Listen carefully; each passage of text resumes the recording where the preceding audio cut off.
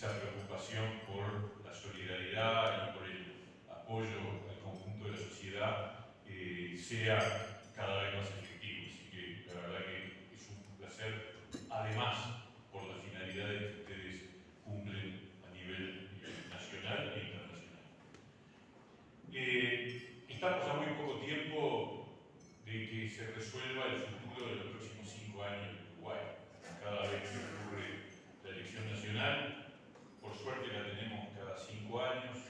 Yo creo que le hace bastante daño a los sistemas políticos tener elecciones de mitad de periodo, genera una dificultad para planificar y ejecutar políticas públicas.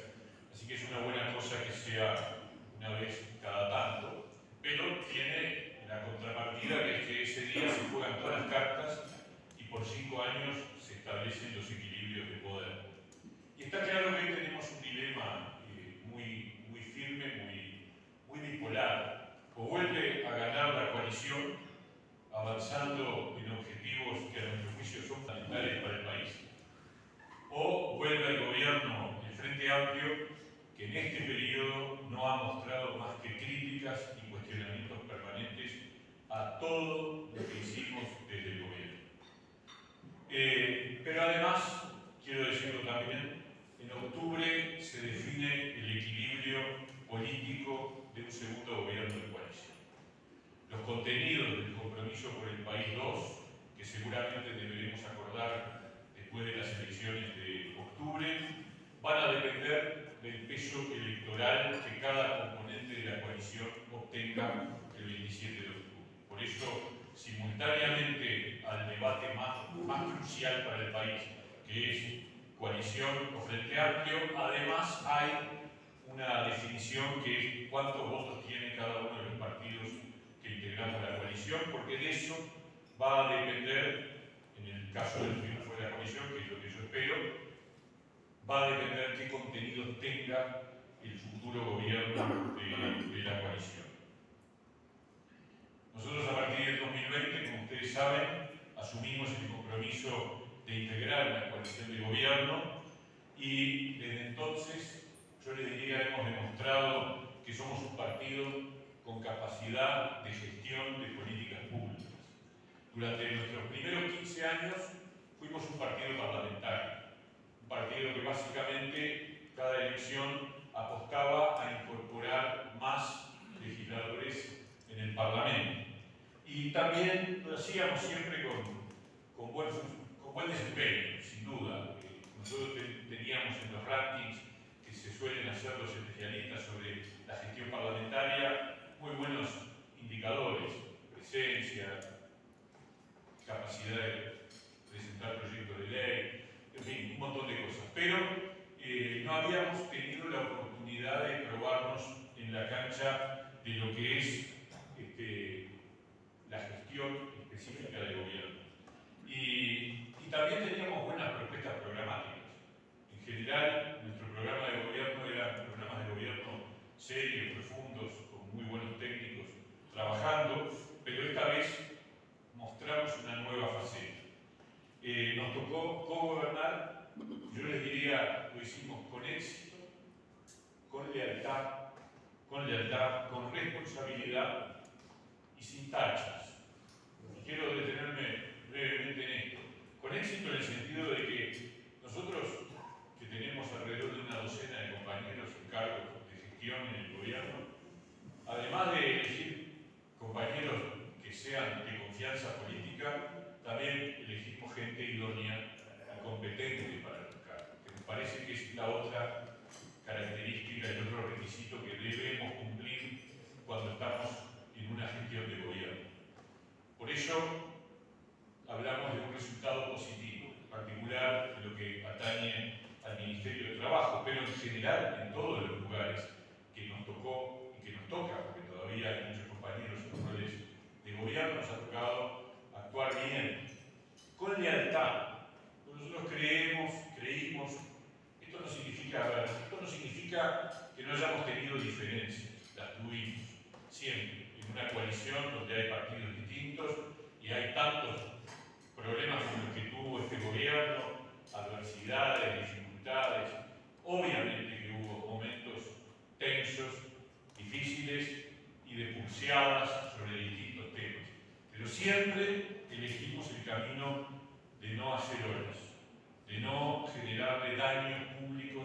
a un gobierno que integraba. Nos parecía que era importante mantenernos dentro de lo que de alguna manera es un manejo, no digo reservado, pero sí cuidadoso de lo que de alguna forma era una gestión que valorábamos como positiva. Esto no significa que no tuviéramos límites. Yo quiero decirles también con claridad que si nosotros hubiéramos encontrado que en la gestión de gobierno ocurrían cosas que no debían ocurrir y no se actuaba en consecuencia, probablemente no hubiéramos continuado en la coalición. O sea que nosotros tenemos límites, pero quiero decir, cada vez que ocurrieron algunos eventos que fueron un disgusto y que fueron irregularidades o que fueron situaciones indebidas, el presidente de la República tomó las decisiones que había que tomar. Y eso nos dio a nosotros la garantía, porque nadie está libre de que le ocurra con algún jerarca, y sobre todo en un gobierno donde hay cientos de cargos, que alguno se porte mal. Nosotros podemos decir hoy, al Partido Independiente no le pasó, pero no somos invulnerables. Nos puede pasar mañana o pasado, no podemos escupir para arriba. Sabemos que esas cosas, más allá de que uno busca elegir a los que cree que se van a portar bien, después puede pasar. El tema es qué hacer cuando pasa. Y cuando pasa tenés que ser muy grande.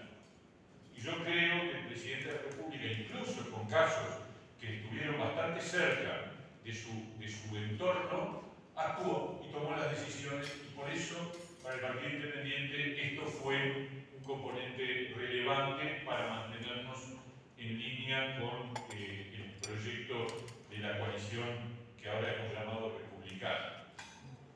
Entonces, hemos crecido y hemos demostrado que somos un partido de cogobierno, un partido con capacidad de llevar adelante las políticas públicas. Y en particular, cada uno de los compañeros, todas las gestiones han sido positivas. Hay un equipo en el Partido Independiente. Quizás sea un partido muy identificado con quien habla. ¿Por qué? Porque es un partido chico. Y en general los partidos chicos tienen una tendencia a la personalización mayor que en otros casos. Y porque además a mí me tocó el Ministerio de Trabajo, que por definición implicaba un grado de exposición extremadamente alto y permanente.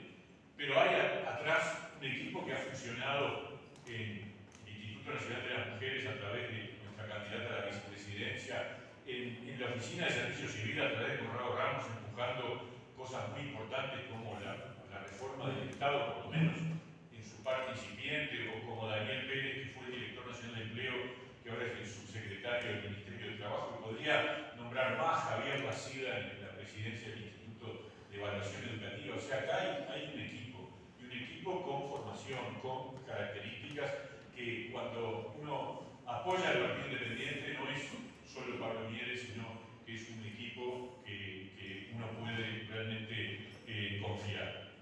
Pero vayamos para adelante. La principal cuestión que tendremos por delante es entre la continuidad o el retorno del Frente Amplio. Nosotros estamos muy claros que el Uruguay necesita un nuevo periodo de gobierno de la coalición. Por supuesto que incluyendo cambios y nuevas cosas que hay que incorporar. Nadie piensa en un continuismo puro y duro. Me parece que pensar en eso es un error. Yo creo que es una continuidad con cambios que hay que incorporar, de los cuales pretendo hablar un poquito más adelante. Yo creo que el Frente Amplio hoy representa el retroceso y el trancazo con respecto a lo avanzado, y el país no se puede dar el lujo de frenarse. Tiene que seguir avanzando porque el mundo avanza a un ritmo cada vez más vertiginoso. Porque además, el problema que tenemos es que el Frente Amplio no nos está diciendo qué es lo que quieren hacer sobre temas muy relevantes, muy relevantes. Además de que el candidato anda jugando a las escondidas, y la verdad me preocupa mucho, porque cuando sale de las escondidas me preocupa más, la verdad, porque siento que no está respondiendo bien a los problemas del país. Yo creo que el Frente Amplio de hoy es un Frente Amplio que, por ejemplo, le voy a dar 2 o 3 ejemplos claros en donde no está diciendo qué es lo que va a hacer, o cuando aparece algo muy preocupante. Uno, la educación. Frente Amplio está en contra de la transformación educativa. Lo ha dicho de una manera muy rotunda. En contra de la transformación educativa, a pesar de que cuando ellos gobernaron la prometieron y no lo hicieron, en la época de Mujica y también en la época del segundo gobierno de Tabaré Vázquez, que decía vamos a cambiar el ADN de la educación, no hicieron nada, no se tocó nada, absolutamente nada. Pero ahora están en contra de esta transformación educativa. Y cuando preguntás qué es lo que pondrían en su lugar, cri-cri, no hay ninguna propuesta. O peor aún, las que aparecieron tímidamente son de terror. La primera, quieren volver a instalar los consejos desconcentrados en los distintos niveles de la NEP, o sea, de secundaria, de útil, de primaria, que fueron convertidos en direcciones para darle agilidad a un sistema educativo que tiene que ser cada vez más ágil, porque el mundo necesita que el cambio educativo sea un cambio permanente. Y lo otro, ahora dijeron que van a hacer un congreso de la educación, ya sabemos con quiénes, y que los resultados de ese congreso van a ser vinculantes. O sea, es el corporativismo a pleno en la educación. Es muy grave, la verdad, es muy grave. Pero tampoco tienen postura sobre qué va a pasar con la seguridad social. Ellos están en contra de la ley que votamos el año pasado. Pero cuando les preguntás qué van a hacer ellos,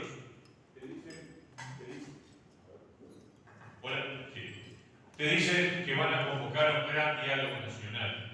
Bueno, decir que van a convocar un gran diálogo nacional es no decir nada. Entre otras cosas porque el gran diálogo nacional ocurrió en estos 3 años antes de aprobar la ley, donde convocamos primero a un comité de expertos, donde ellos tuvieron 3 asientos en ese comité de expertos, y el PIT-CNT uno y ONASCU otro, o sea que había voces que no eran de gobierno, no aportaron absolutamente nada en un año de trabajo, y ahí hubo 80 delegaciones que fueron recibidas por la comisión de expertos, y después el presidente fue a la sede del Frente Amplio a entregar el anteproyecto de ley, diciéndole que teníamos 2 meses para recibir los aportes, nunca aportaron nada. Y ahora encima se lavan las manos frente a esta barbaridad que es el plebiscito del PIT-CNT, de la que después voy a hablar porque me parece absolutamente indispensable. Pero además de que no proponen nada en educación, o mejor dicho, lo que aparece es peligroso, y no proponen nada en seguridad social, y se lavan las manos frente al drama la catástrofe que implicaría la aprobación del plebiscito que promueve el PIT-CNT, además tampoco dicen algo que está en las bases programáticas, que van a aumentar impuestos. Lo ocultan, no lo asumen, pero está escrito. Van a aumentar impuestos porque obviamente así lo sienten. Entonces, yo les diría, bueno, podemos hablar también del silencio a esta altura cómplice del Frente Amplio frente a lo que está ocurriendo en Venezuela. Hace 10 años que en el Parlamento uruguayo, cada vez que se propone una condena a esa barbaridad autoritaria que es el gobierno de Maduro, el Frente Amplio nunca votó ni una declaración de condena, lo cual habla de temas más de fondo, que tienen que ver con los principios democráticos, con los derechos humanos, con las libertades, con lo que es el funcionamiento de una democracia. Pero por otro lado, las posturas más moderadas dentro del Frente Amplio han perdido poder, han perdido peso. Yo hoy extraño, y la verdad lo siento, lo lamento. A ver, uno hubiera querido una oposición constructiva, uno hubiera querido una oposición crítica, como corresponde hacer oposición, pero con propuestas, con planteos, con ideas, y también apoyando cosas positivas.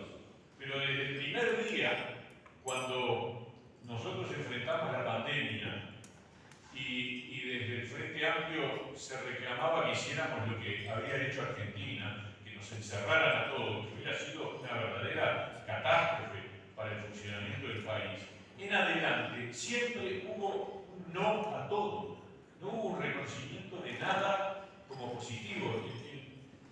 El punto culminante de eso fue un reportaje que yo vi hace poco a Carolina Cose en un programa de televisión, que entonces la periodista dice, pero entonces usted no reconoce nada positivo de este gobierno, ya que era en silencio.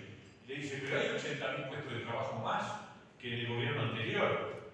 Y entonces dice, sí, pero de baja calidad. Bueno, ese es el talante con el que ha actuado lamentablemente el Frente Amplio en todo esto. Por eso yo digo además que es un Frente Amplio que perdió su pata montada. O sea, hoy el Frente Amplio es un frente angosto.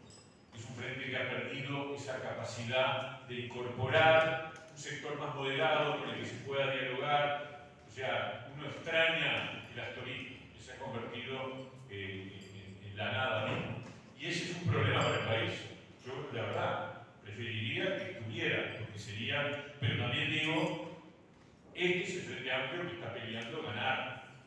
Y entonces el problema que tenemos es qué pasa si gana. Pero todo esto va en la línea de la razón por la que este partido independiente está convencido de que hay que continuar en el camino de una renovación del gobierno de coalición por un segundo periodo. Porque además, en este periodo de gobierno, hemos llevado adelante las primeras etapas de la transformación educativa. Hemos aprobado la reforma de la seguridad social que hacía años que se requería. Y no miramos para el costado ni calculamos. Porque todos sabemos que una reforma de la seguridad social no trae precisamente aplausos. Pero dijimos, y eso habla de la calidad de un gobierno. Dijimos, y yo me acuerdo el día que discutimos eso con el presidente y con los dirigentes de los partidos de la coalición, dijimos, hay que hacer lo que hay que hacer. Y excusas había para no hacerlo, porque entre la pandemia, la sequía y el problema con Argentina, podía decir, no, en este periodo no nos dio. Y sin embargo dijimos, no, esto hay que hacerlo, el Uruguay lo necesita, independientemente del costo político que pueda tener. Y yo creo que eso habla muy bien de la política de este gobierno. Y yo me sentí además muy identificado con eso. También hemos incorporado la regla fiscal, que es una pieza clave que nosotros de hace años, a través del diputado Iván Posada, veníamos reclamándole a sucesivos gobiernos. Por supuesto que hay que afirmarla, consolidarla, hacerla más fuerte, pero fue un paso fundamental. La regla fiscal es como ponernos un límite a esa tendencia que tiene muchas veces el sistema político al gasto desenfrenado, a veces con criterios clientelísticos. Bueno, la regla fiscal marca una especie de límites que tenemos que seguir profundizando porque no está todavía totalmente diseñada, pero se ha avanzado en ese sentido. También dimos pasos iniciales de la transformación del Estado. La carrera administrativa de la Administración Central se aprobó en este periodo de gobierno. Nosotros hubiéramos querido ir más lejos. Les digo la verdad, tuvimos pulseadas dentro del gobierno.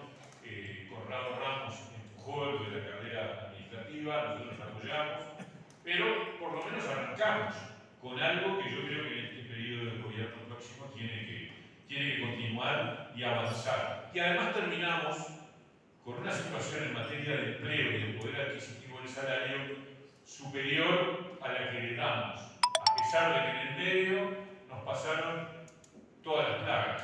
Entonces, tiene mucho más valor todavía haber logrado tener hoy 80.000 puestos de trabajo más que en el 2019 y haber tenido, como tenemos hoy, un poder adquisitivo del salario que está 2,5 puntos arriba del 2019.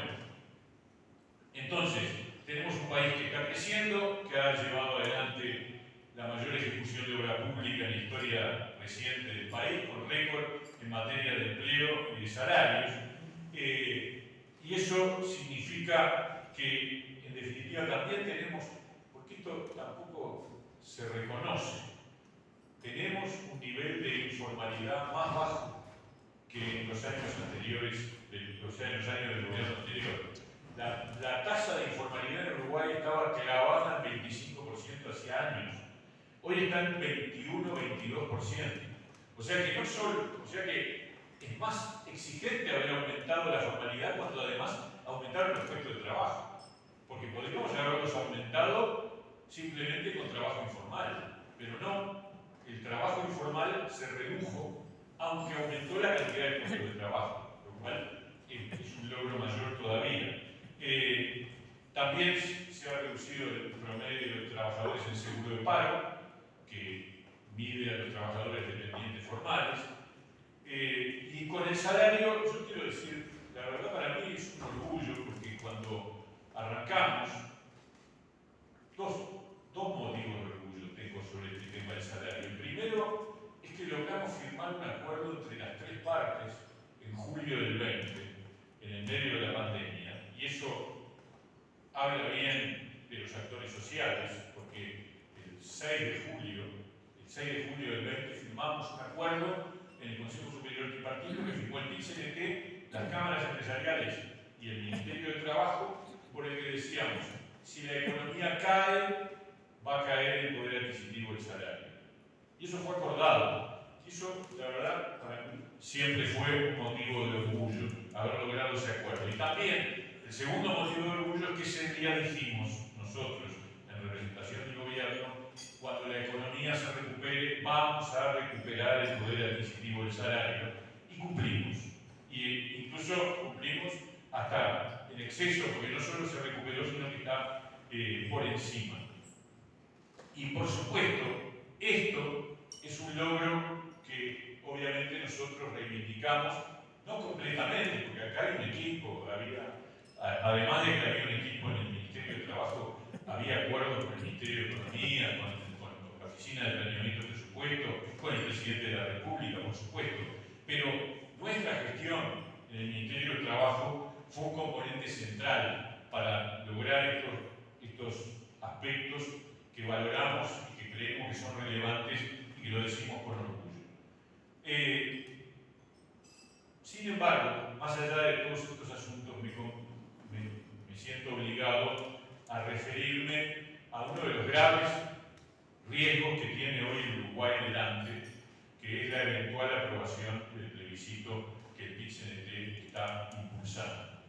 Esta iniciativa, yo sé que los que están acá probablemente todos estén de acuerdo en esto, pero lo tengo que decir porque me parece que lo que abunda no daña. Y en este caso, al revés, tenemos que todos convertirnos en abanderados de una discusión que, si llega a salirnos mal, se va todo al diablo. Lo digo, yo soy un tipo que